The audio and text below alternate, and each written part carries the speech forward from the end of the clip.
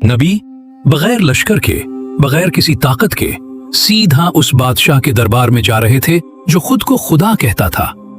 ये सिर्फ हिम्मत नहीं थी, ये अल्लाह पर पूरा यकीन था। अल्लाह का हुक्म मिलने के बाद हजरत मूसा अलैहिस्सलाम और उनके भाई हजरत हारून अलैहिस्सलाम मिस्र वापस आए। उनका मकसद सिर्फ एक था, फिरौन को अल्लाह का पैगाम देना। वो सीधा फिरौन के शानदार दरबार में पहुंचे, जहां हर तरफ सिपाही, वजीर और दरबारी लोग मौजूद थे।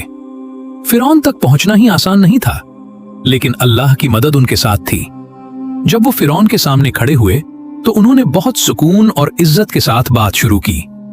ऐ फिरौन, हम दोनों अल्लाह के रसूल हैं। ये लफ्ज सुनकर पूरा दरबार खामोश हो गया, क्योंकि फिरौन खुद को खुदा कहता था और अब दो लोग उसके सामने खड़े होकर कह रहे थे कि अल्लाह है।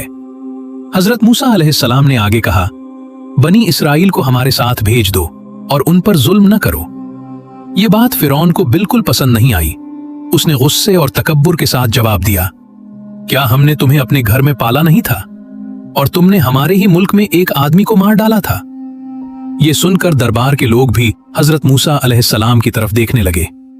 फिरौन उनका माजी याद दिलाकर उन्हें कमजोर दिखाना चाहता था, लेकिन हजरत मूसा अलैहिस्सलाम ने बिल्कुल घबराए बगैर जवाब दिया, वो काम मुझसे गलती में हो गया था और फिर मैं तुमसे डरकर यहां से चला गया था। फिर मेरे रब ने मुझे हिकमत दी और मुझे अपना रसूल बना दिया। ये जवाब सुनकर सब हैरान रह गए। फिर हजरत मूसा अलैहिस्सलाम ने अपनी दावत को साफ लफ्जों में बयान किया, अल्लाह पर ईमान लाओ और जुल्म छोड़ दो। इस तरह दो नबी ने सबसे बड़े जालिम बादशाह के सामने खड़े होकर सच का पैगाम पहुंचा दिया। लेकिन फिरौन अभी चुप रहने वाला नहीं था।